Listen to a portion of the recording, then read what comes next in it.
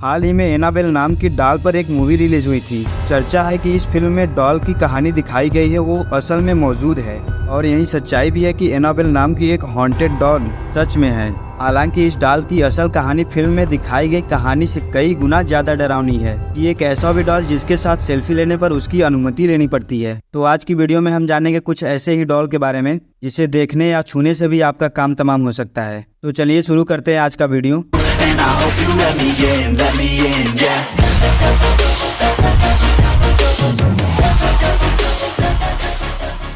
Annabelle doll से जुड़ी असल घटनाएं 1970 की हैं। इस दौरान पहली बार दो पैरानॉर्मल इन्वेस्टिगेटर्स एड और लॉरेंस को इस डॉल के साथ जुड़ी डरावनी घटनाओं के बारे में पता चला था। वारेन के मुताबिक 1970 में डोना नाम की एक लड़की को उसकी मां ने बर्थडे पे ये डॉल गिफ्ट की थी।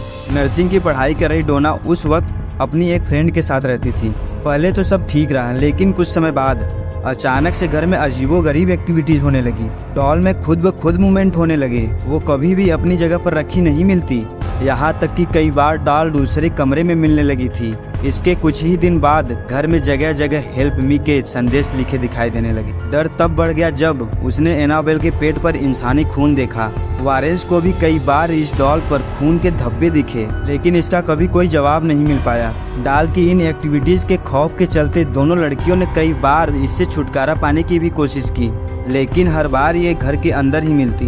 डॉल ने कई बार डोना और उसकी दोस्त एंजी पर हमला किया, यहाँ तक कि डोना के दोस्त लू को जान से मारने की कोशिश की। लॉरेंस के मुताबिक इतनी घटनाएं हो जाने के बाद आखिरकार डोना ने उनसे संपर्क किया। इन्वेस्टिगेशन में पता चला कि डॉल में एक शैतानी आत्मा छिपी है और वो अपने लिए किसी इंसान के शरीर की तलाश कर रही थी। इसके बाद एड और लॉरेंस ने डॉल को अपने साथ ले जाने का फैसला किया। ले जाते समय कार में भी कई तरह की पैरानॉर्मल एक्टिविटीज हुई, जैसे कार का ब्रेक लग जाना, अपने आप स्टीयरिंग मुड़ जाना, ब्रेक फेल हो जाना। ऐसी बहुत सारी पैरानॉर्मल घटनाएं हुई। लॉरेन ने बताया कि म्यूजियम में लाने के बाद से ही एनाबेल को एक ग्लास बॉक्स में बंद करके मंत्रों से बांध दिया गया, जिसकी वजह से बुरी आत्माएं एक जगह फंसी रह गई। क्या आपके घर में जो डॉल रखी है आपको घूर तो नहीं रही है? अगर ऐसा है तो तुरंत डॉल को बाहर फेंक दीजिए। अरे नहीं, ऐसा मत कीजिए, मजाक कर रहा था। लेकिन कुछ ऐसी श्रापित डॉल हैं जो आपकी जिंदगी बर्बाद कर सकती हैं। इस दुनिया में कई ऐसी रहस्यमयी चीजें मौजूद हैं जिनके बारे में हमने या तो फिल्मों में या फिर कहानियों में सुना होता है। जो हम फिल्मों में देखते हैं या कहानियाँ सुनते हैं, जरा सोचिए अगर ऐसी चीजें या फिर ऐसे वाक़े असल जिंदगी में भी हो तो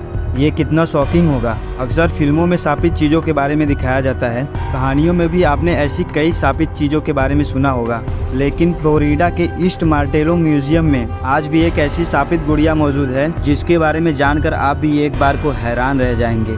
इस गुड़िया की कहानी आपके रोंगटे खड़े कर देगी। गुड़िया की कहानी शुरू होती है रॉबर्ट यूजीन के घर से, जिसके नौकर ने साल 1906 में उसे गुड़िया दी थी। बताया जाता है कि नौकर काला जादू करता था और उसे रॉबर्ट का परिवार बिल्कुल पसंद नहीं था। इसके बाद उसने गुड़िया पर काला जादू कर उसे रॉबर्ट को दिया। रॉबर्ट काफी छोटा था, ऐसे में गुड़िया मिलने पर वो काफी खुश हुआ। रिपोर्ट के मुताबिक रॉबर्ट ने गुड़िया से धीरे धीरे दोस्ती कर ली, उसे अपना बेस्ट फ्रेंड बना लिया। रॉबर्ट गुड़िया से इतना प्यार करता था कि उसे शॉपिंग पर अपने साथ लेकर जाता था और उसके लिए अलग अलग कपड़े खरीदता था। लेकिन धीरे धीरे सब बदलता चला गया। रॉबर्ट की नजदीकियां गुड़िया से बढ़ती गई, लेकिन हालात भी अजीब होते गए। रॉबर्ट के घर पर अक्सर चीजें बिखरी हुई होती थी, कमरे में सब उतल पुतल हो रखा होता था। माँ बाप के पूछने पर रॉबर्ट कहता था ये सब गुड़िया ने किया, लेकिन उसकी बातों पर कोई यकीन नहीं करता था। एक दिन रॉबर्ट ने देखा कि आधी रात को गुड़िया उसके बगल में होने के बजाय बेड पर बैठी है और उसे लगातार घूर रही है। ऐसा देखकर रॉबर्ट के पसीने छूट गए और वो चिल्लाने लगा, तब हवा में उड़ने लगा। ये सब देखकर रॉबर्ट के माँ बाप अंदर आए तो रॉबर्ट एक कोने में डर के मारे छुपा हुआ था और गुड़िया बेड पर से उसको घूर रही थी। धीरे धीरे पड़ोसियों को भी अजीबोगरीब आवाजें सुनाई देने लगी। रॉबर्ट के रूम में वे उसे और गुड़िया को बातें करते हुए भी देखा करते थे। गुड़िया के बारे में सबको पता चल गया और पूरे शहर में इसकी चर्चाएं होने लगी। फिर खुद रॉबर्ट के माता पिता परेशान हो गए। इसके बाद रॉबर्ट के माता पिता ने एक दिन उस गुड़िया को एक बॉक्स में डाल दिया। रॉबर्ट भी पढ़ने न्यूयॉर्क चला गया और उसी कॉलेज में एक लड़की से उसे प्यार हुआ। उसकी गर्लफ्रेंड बनी, फिर उसने शादी कर ली। रॉबर्ट उस गुड़िया को भूला नहीं था। रॉबर्ट ने एक घर खरीदा और अपना परिवार बसाने लगा। रॉबर्ट अपने नए घर में उस गुड़िया को ले गया और एक बार फिर वहाँ अजीबोगरीब चीजें होने लगी।